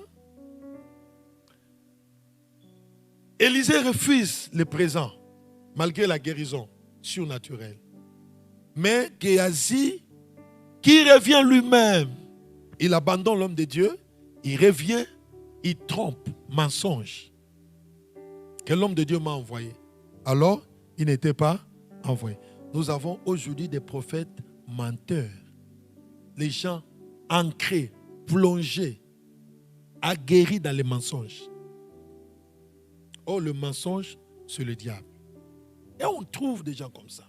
Il y a des gens, excusez-moi, mais pendant la prédication, ils vous emballent dans des témoignages mensongers. Ils vous emballent là. Ça ne bénit pas. Ce sont des prophètes lépreux. Non seulement dans le mensonge, la cupidité. On ne peut pas servir le Seigneur si on veut être cupide. Le ministère veut des hommes et des femmes intègres. Amen. Cupide. Ça c'est Géasi. Et il récupère tout ce qu'il a gagné. Mais il a oublié qu'il était avec un vrai prophète. Qui l'a vu? Voilà un prophète lépreux, Géasi. À cause de ça, cette lèpre qui était cachée par une malédiction, la lèpre était devenue manifeste. La conséquence, c'est quoi? Est-ce qu'il est devenu encore un prophète attitré? Il a été privé et de l'onction, et de la succession, et du ministère. Il est resté seulement avec les anciens témoignages d'Élisée. Il se retrouve devant un roi. Il passe seulement des histoires passées. Nous avons des prédicateurs qui sont privés de l'onction. Ils vont parler que des choses passées. Ils n'ont pas d'actualité dans le ministère. La vie est restée que dans le passé. Et un jour, un roi l'appelle. Il lui dit, viens me parler des exploits d'Élisée. Il est là pour parler des exploits passés. Oh, Élisée continue encore des exploits, mais comme il n'est plus avec lui, il n'y a rien de se fait. Mes amis, voilà le danger de la lèpre. Ça peut te dépouiller de l'onction, ça peut te priver de l'onction, et ça peut t'arrêter dans le ministère. Tu ne progresses pas à cause de la lèpre. Et c'est comme ça qu'on a besoin d'être libéré. Pour finir là, ce point-là de Géasi. Je me dis, si Géasi avait reçu l'onction, ne voyez-vous pas, il était plus dangereux? Dangereux, Exactement, papa. oui. On est là? Oui. Très dangereux. C'est comme ça, lorsque quelqu'un est dans la cupidité, il a l'onction, le ministère, il va chercher que des versets pour avoir l'argent. À part ça, il n'a rien d'autre. Il a dit, moi j'ai l'onction financière. Il n'y a pas l'onction financière. L'onction financière n'existait pas. Amen. L'onction financière n'existe pas. Ah. Vous comprenez? Tout ça, c'est quoi? C'est la lèpre. La lèpre. Voilà Géasi. Le jour où la fille des Tsunamites était... Pardon, le fils des Tsunamites était mort. Élisée envoie Géasi en lui donnant le bâton. Il dit, pars, tu vas, ne salue personne. Dès que tu arrives là-bas, tu vas juste poser sur l'enfant. L'enfant va ressusciter. Il est parti, la n'a fait, l'enfant n'est pas ressuscité. Moi, j'ai dit gloire à Dieu. Et j'acclame le Seigneur. Alléluia. C'était un échec déjà. Un échec patent, mais qui était nécessaire, impérieux même. Wow. Parce que si cet homme-là, qui était déjà lépré, et qu'il avait frappé l'enfant et ressuscité, les miracles, c'est parmi, la résurrection, c'est parmi des grands miracles dans la Bible. Wow. Donc depuis, Dieu n'avait pas approuvé le ministère de Géasi. Il n'avait pas. C'est une preuve que sa succession n'était pas approuvée. Et Dieu, avec sa lèpre, il fait la résurrection des morts. Mais tout Israël devait dire, vous savez que moi je suis un prophète. Hein? Ces jours-là, Géasi devait se proclamer comme le prophète attitré. Il pouvait devenir même rival de qui? De son père. Wow. Son prophète. Il y a des gens que Dieu doit priver l'onction. À cause de quoi? De la lèpre. Amen. Ils savent si ces gens ici reçoivent l'onction, réalisent des grands miracles. Oh, ils vont prendre le monde dans la main. D'où il y aura plus, ils vont plus respecter les gens. D'où quelque part, Géasi allait s'autoproclamer qui? Prophète attitré. C'est une sorte d'orgueil. Moi j'ai l'onction. J'ai ressuscité les morts. C'est de l'orgueil en fait. Ah, de l'orgueil. Et c'est là que je parle. Dans la vie, si tu veux aller loin, évite la lèpre. Évite la vue du péché. Évite la pratique du péché. Évite de tomber sous une malédiction. Évite ça. Évite de vivre dans l'opprobre. Faites un effort d'avoir un caractère intègre et de servir avec le Seigneur. Et là, au retour de Jésus, tu auras une place. Amen. Au retour de Jésus, tu auras une place, tu auras la couronne. Au retour de Jésus, tu seras le plus heureux. Alléluia. Alléluia. On va introduire la dernière question. Oui. Et puis, on va passer aux questions, s'il y a des questions parmi le public ou les internautes. Je laisse Frère Steve intervenir. Alors, docteur, dans votre ouvrage, vous nous parlez de 4 lépreux que vous avez appelés 4 lépreux messagers. Alors que dans la Bible, on ne les appelle pas des messagers. Qu'est-ce que ça veut dire 4 lépreux messagers? Quel est le message qu'un lépreux peut porter? Ah, waouh! Oui, mais je dis, mais la Bible les appelle messagers. Mais les gens ne lisent pas bien la Bible. Exactement. On dit ce que nous arrange. Eux-mêmes disent aujourd'hui, c'est le jour de la bonne nouvelle. Et qui sont les annonciateurs de cette bonne nouvelle? Ce sont les 4 lépreux. En d'autres termes, ils étaient le messager. Quel était le message? C'est d'annoncer à Israël. La prophétie d'Élisée s'est accomplie. Wow. C'est d'annoncer à Israël. C'est la fin de la famine. C'est le début de la prospérité. Dieu nous a visités. Ils avaient un message. Amen. Mais malheureusement, les porteurs de messages étaient des lépreux. Wow. Les gens vont prendre le message parce qu'ils ont faim. Amen. On n'a pas compris, hein? Vous n'avez pas compris encore. Les gens vont prendre le message parce qu'ils veulent Manger. Ah. Amen. Mais vous, les gens ne vont pas vous accepter. C'est-à-dire, après avoir reçu la nourriture, on va vous laisser encore dehors. On prend le fruit, mais on refuse l'arbre. C'est comme la brouette. Ah, Vous comprenez? oui. Vous construisez la maison, vous allez utiliser cet instrument, Mais tous reste ces instruments dehors. de construction. Mais à la fin, vous allez mettre ça au salon, Non. vous allez mettre ça dans votre chambre, Non. ce serait dehors.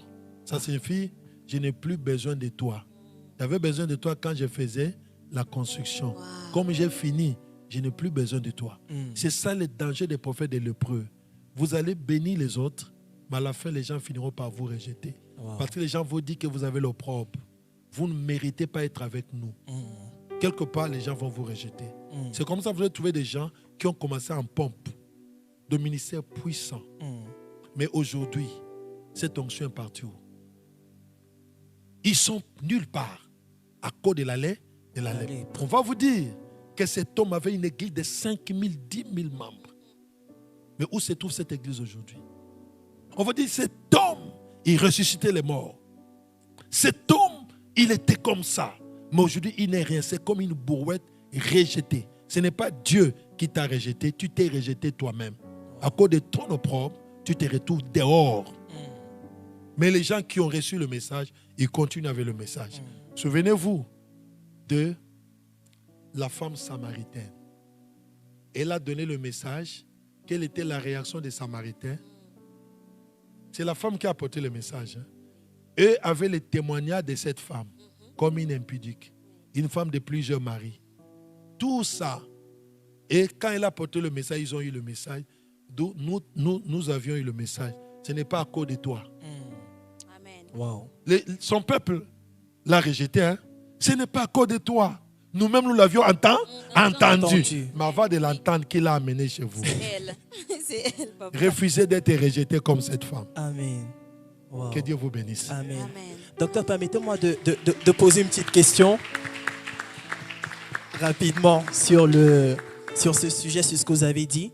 Alors, c'est ce cas, beaucoup d'enfants de Dieu sont concernés par cela. Il y a beaucoup de personnes qui ont eu ce que vous avez appelé un passé sombre et qui ont changé. Mais aujourd'hui, le passé les rattrape toujours, bien qu'ils soient devenus enfants de Dieu. Quel conseil vous pouvez donner à ces personnes? Parce qu'elles sont découragées du fait qu'elles aient changé, mais les gens autour d'eux ne voient pas ce changement. Qu'est-ce que vous pouvez leur conseiller de faire? Les gens d'abord finiront par voir le changement si la personne a réellement changé. Ça, je vous rassure. Parfois, jusque-là, la personne ne progresse plus. La personne est découragée, comme vous l'avez dit. Lorsque nous progressons dans le changement, Dieu nous témoignera toujours. Amen. Ce que ces gens-là doivent faire, c'est de progresser toujours avec le Seigneur. Amen. Les gens peuvent parler, laissez-les parler. Vous savez, à un moment donné, les gens toujours nous découragent. Souvenez-vous de l'histoire de cet aveugle Bartimée. Il avait besoin de Jésus, mais les gens l'empêchaient, lui continuaient à crier. Les gens l'interdisaient parce qu'on le voyait un aveugle qui n'a pas d'avenir, avec des habits sales. Mais il continuait à crier. Quelle était la finalité? Ces mêmes gens ont changé de langage. Ces gens-là qui l'empêchaient, quand lui insistait, ils ont changé de langage. Ils ont dit, il t'appelle, vas-y. Je vais dire à ces gens-là, ceux-là qui se moquent de vous finiront par changer de langage. Parce que c'est Dieu qui a le dernier mot. Dieu. Parce que c'est Amen. Dieu qui a le C'est dernier Dieu mot. qui a le Amen. dernier mot. Amen. Wow. Est-ce qu'on peut acclamer le Seigneur? Acclamons le Seigneur.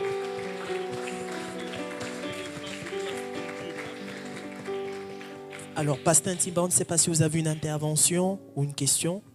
Pour le moment, non, je n'ai pas de j'ai des questions, mais nous ne pouvons pas monopoliser. Et on laisse aussi la parole Au public. Donc déjà, nous remercions notre papa. On peut encore acclamer Dieu à travers de cet homme. Merci pour cet enseignement très Merci, riche, papa. très Franchement, très riche. Franchement. Et je pense qu'à travers les réseaux sociaux aussi, vous êtes bénis. Mm. Parce que nous ici, on est vraiment bénis, papa. C'est vraiment un honneur. Vraiment que Dieu continue à vous utiliser pour sa gloire. Alléluia. Puis nous allons passer aux questions, frère Steve. Voilà, donc nous allons permettre en fait à chacun, s'il y a des personnes dans la salle qui ont des questions, vous pourrez poser vos questions. Mais en attendant, nous avons quelques questions que des internautes nous ont envoyées. Nous avons sélectionné quelques questions. L'une des premières questions qui a été posée, c'est comment rester focus ou focalisé dans le service pour Dieu? Comment est-ce qu'on peut rester focalisé dans notre service pour Dieu? La Bible nous dit, nous devons d'abord, offrir notre corps comme une offrande, comme un sacrifice. Autrement dit, mener une vie consacrée. Ça, c'est un grand secret lorsque tu veux rester dans le service. Si tu veux demeurer, mène une vie consacrée à Dieu. Parce qu'en fait, ce qui empêche les gens d'être consacrés, ce sont trois ennemis majeurs. Trois ennemis majeurs du chrétien. Le diable, la chair et le monde. Lorsque vous êtes focalisé sur les désirs, le plaisir de ce monde, il est difficile de suivre le Seigneur. C'est ça qui bloque plusieurs personnes. De deux, lorsque vous êtes sous l'influence du diable, des démons des esprits, ça vous bloque aussi d'être focalisé sur le Seigneur. Et trois, lorsque vous cédez au désir de la chair. Mais lorsque vous menez une vie consacrée à Dieu, vous avez la chance et la grâce de progresser jusqu'au bout. C'est le plus grand conseil que je donne aux gens, de mener une vie consacrée, abandonnée au Seigneur. Et nous avons 4 bases dans la Bible, dans les Actes des Apôtres, qui nous aident à être plus solides. La Bible dit, le premier disciple, Actes des Apôtres, chapitre 2, verset 42, il persévérait dans les enseignements des apôtres. Parce qu'on peut dire, comment je peux mener cette vie? Persévérer dans les enseignements des apôtres, c'est-à-dire dans les enseignements. Dans la communion fraternelle, vivre avec les autres, dans une communion parfaite. 3, dans le prière. Mener cette vie de service, cette vie de prière. Et 4, dans la fraction de pain, dans l'amour, dans le service, dans le partage. Et c'est comme ça, sincèrement, nous pouvons mener une vie focus dans l'œuvre du Seigneur. Amen. Docteur, qu'est-ce que vous appelez le monde? Parce que c'est vrai que quand on parle du monde, certaines personnes voient le monde comme la terre. C'est quoi le monde? Parce que la Bible nous demande de ne pas aimer le monde. Qu'est-ce qu'on appelle le monde concrètement? N'aimez point le monde ni les choses qui sont dans le monde. Ok. Nous pouvons définir dans la Bible le monde de 3 façons. Donc nous avons 3 mondes dans la Bible. Nous avons le monde comme l'humanité. La Bible dit, Dieu a tant aimé le monde. Le monde là, c'est l'humanité. Ça, c'est la première, je disais quoi? La première dimension du monde comme l'humanité. Deuxième dimension du monde, la Bible nous dit, le mot là, de ne pas aimer le monde ni les choses qui sont dans le monde, c'est le monde incrédule. Le monde sans Dieu. Ça, c'est le monde. Le monde sans Dieu. Le monde incrédule. Ce qu'on peut appeler les œuvres. Non, le monde, c'est ça le monde-là que je vais y revenir parce que c'est ce monde-là que je vais bien exploiter. Et troisièmement, nous avons la terre. Vous comprenez? La nature, que nous appelons le monde.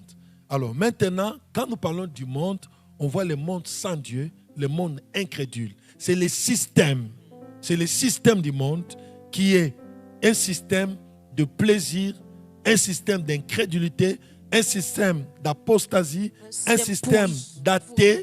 Ok? C'est ce système-là. Il est invisible, mais il est là, il s'installe. Vous comprenez? C'est ça le monde qui se manifeste par les œuvres, comme on m'a dit, le plaisir. Vous comprenez? Le plaisir, tout ce qui n'honore pas le Seigneur, qui nous emballe là. Et c'est ce monde-là. Et que nous, chrétiens, nous ne devons pas aimer. C'est comme le fils prodigue. Il s'est plongé dans le monde. Il est parti dans le monde. Il a perdu tout ce qu'il avait. Ça, c'est ça le monde que la Bible dit, n'aimez point le monde. Lui a aimé le monde, c'est ça les conséquences. Alléluia. N'aimez point le monde. Alors, est-ce qu'on a des questions dans la salle? Est-ce que quelqu'un a une question par rapport à tout ce qui a été dit aujourd'hui, depuis jeudi ou depuis la semaine dernière? Est-ce qu'il y a quelqu'un qui a une question? Nous laissons la possibilité de poser les questions. Vous aussi, internautes, vous pouvez envoyer vos questions sur la page Instagram ou Facebook de l'Église et nos éminents orateurs ici se feront fort de répondre à vos questions. Est-ce que quelqu'un a une question dans la salle? Ok, nous avons juste une question là-bas.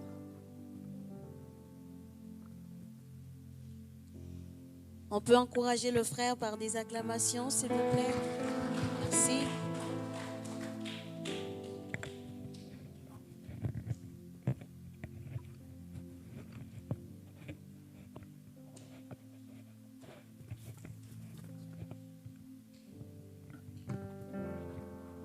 Bonjour à tout le monde. Bonjour. Bonjour docteur, je suis frère Blanchard. Bonjour frère Blanchard. Bonjour. J'ai des questions à poser par rapport. Je vais revenir sur les prophètes. Je voulais vraiment savoir, parce qu'il y a un peu vraiment de confusion sur la prophétie.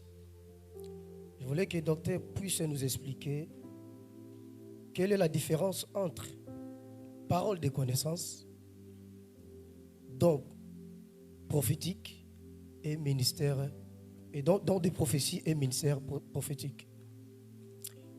Je pense que notre frère est arrivé en retard. Deuxièmement,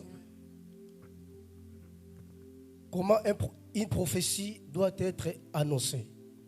Quand est-ce qu'une prophétie doit être annoncée et où une prophétie doit être annoncée? Parce que quand on voit, il y a des prophéties parfois sans la réponse. Dieu révèle, te dit que ma sœur, tu as un problème, ou ta famille, ou quel que soit. Et puis, les prophètes restent comme ça et sans donner la solution le résultat à la prophétie. Qu'est-ce que la personne doit faire? Souvent, on fait la confusion entre la parole de connaissance, la parole de sagesse et la prophétie. Vous avez aussi posé une question, je crois que c'est la première question. On a fait la différence déjà ici entre le ministère prophétique et les dons prophétiques. Si je vais résumer d'abord par là, les détails, vous allez encore revoir ça. Le ministère prophétique, c'est un ministère particulier, que Dieu donne à une minorité de personnes qui sont de leaders attitrés. Vous comprenez? Éphésiens 4, 11. Alors que le don prophétique, c'est déversé à tout croyant. Tout croyant peut manifester ces dons-là selon la grâce que l'Esprit lui accorde.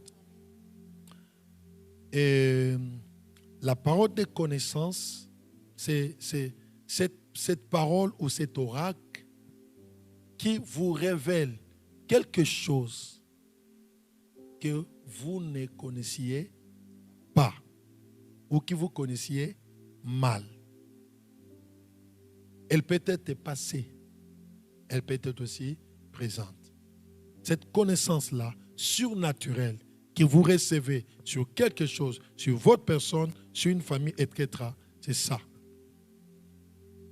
Alors, la parole de connaissance peut révéler quelque chose, mais ne vous donne pas la solution. Par exemple, je vois le frère qui a les lunettes. Le Seigneur me dit que ce frère, il souffre atrocement de maux de tête. Et une semaine passée, il était très malade, très malade, très malade. Et ces effets de cette maladie continuent jusqu'à présent. Ça, c'est quoi? Parole de connaissance. Maintenant, d'une manière générale, on va dire prophétie. Mais en fait, c'est la parole de connaissance. Oui, c'est une parole de connaissance. Alors maintenant, une autre personne peut dire, le Seigneur me dit, pour ce même frère-là, qu'il vient chez le pasteur Ntimba. Le pasteur Ntimba va lui imposer les mains et il sera guéri. Là maintenant, c'est la parole de sagesse.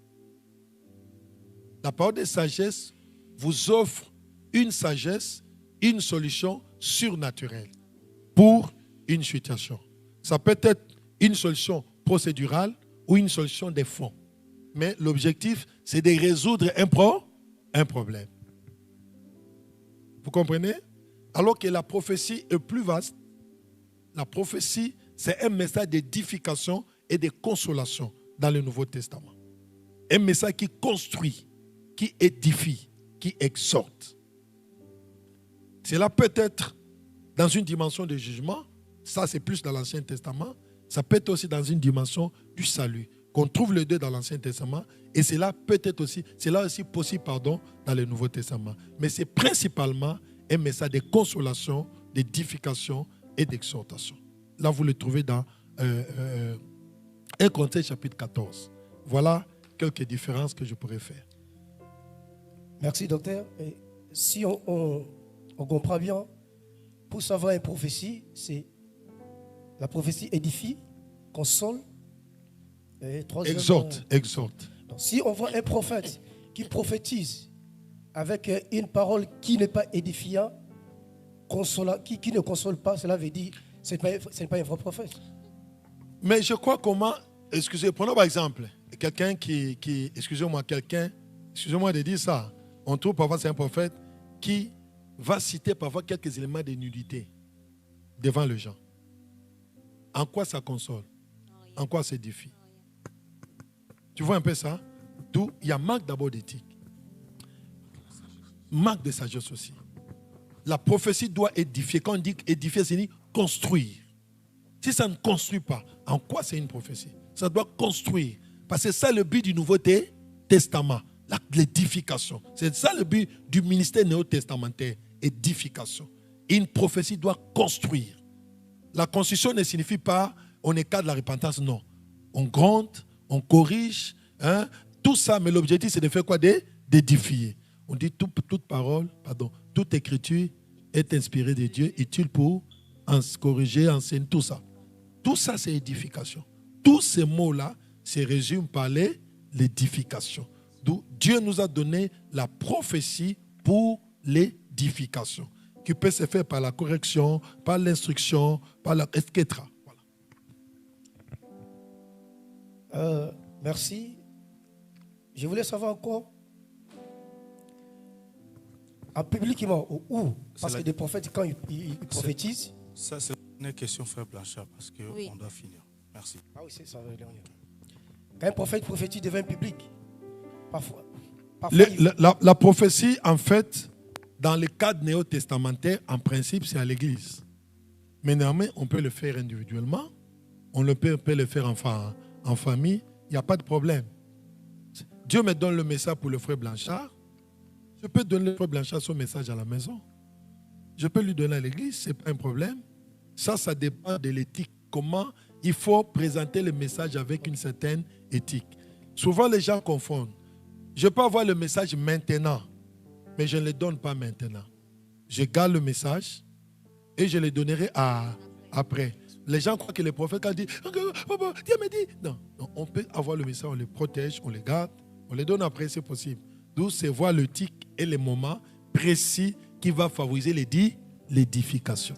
Amen, merci. Amen. Est-ce qu'on peut acclamer le Seigneur pour notre frère et pour ses questions? Alléluia. Alors nous arrivons allègrement vers la fin de ce moment, de ce forum. J'espère qu'on a été béni. Est-ce qu'on a été béni? Est-ce que quelqu'un a bien mangé? Est-ce qu'on a bien appris? Est-ce que notre service sera différent à partir d'aujourd'hui? Acclamons encore pour le Seigneur. Alléluia. Merci beaucoup, docteur. Merci beaucoup, pasteur Ntimba. Avant de vous laisser partir, juste peut-être un dernier mot pour nos internautes ou pour nos frères et sœurs qui sont là. Qu'est-ce que vous pouvez leur dire en général sur le service? Qu'est-ce qu'on doit retenir de tout ce que vous avez dit aujourd'hui? En quelques mots. Nous sommes sauvés pour servir, mais nous devons servir avec Dieu lui-même. Nous devons servir avec un caractère pieux. Nous devons servir dans la sanctification, dans la crainte de Dieu. Nous devons servir pour édifier les autres. Nous ne devons pas servir pour notre propre intérêt. Nous devons servir pour l'avancement du royaume. Et tout membre de l'Église doit savoir qu'il a une responsabilité d'être un messager de Dieu. Si on ne l'est pas au premier degré, nous le sommes au deuxième degré. Engagez-nous à servir jusqu'au retour du Seigneur. Alléluia. Moi, j'ai remercié le docteur Jean-Robert pour votre présence et pour la contribution surtout pour l'évolution de l'œuvre ici à Père. Et que Dieu vous bénisse. Les portes sont ouvertes pour vous, en tout cas, pour que l'Église puisse avancer. Et nous bénissons aussi votre présence et aussi la présence des hommes de Dieu qui sont venus de loin. Notre pasteur apôtre Didier, là, il vient de l'Allemagne. Et notre bien-aimé, le frère Alpha aussi, étudiant de l'école SEMEC, il vient de Paris. Est-ce qu'on peut acclamer pour les deux bien-aimés qui sont présents? Une longue route, que Dieu vous bénisse. Nous vous bénissons, et toute l'Église, et aussi les deux chroniqueurs et les chanteurs aussi. Merci beaucoup. En tout cas, si j'ai un mot à dire, c'est qu'à partir d'aujourd'hui, on ne sera plus égoïste dans le service. On se dirait que cette voix que j'ai pour chanter, je ne peux pas la garder pour moi. Ou le savoir parler que j'ai, c'est vrai que nous n'allons pas mettre notre savoir. Parce que je crois que c'est papa même qui a dit que la voix qui emmène à Dieu n'est pas notre façon de parler, mais c'est la voix de Dieu. Donc, vraiment à partir d'aujourd'hui, que vraiment on puisse se dire, non seulement je vais faire ce qu'il faut pour que Dieu puisse m'utiliser, qu'il puisse me purifier, qu'il puisse me transformer, afin que je puisse être ce prophète qui va aller porter ce message, mais je dois aussi me dire que je suis acteur. Je suis acteur et encore, ça revient, levons-nous vraiment et agissons. Soyez bénis et que Dieu vous bénisse encore abondamment. Alléluia. Est-ce qu'on peut acclamer le Seigneur?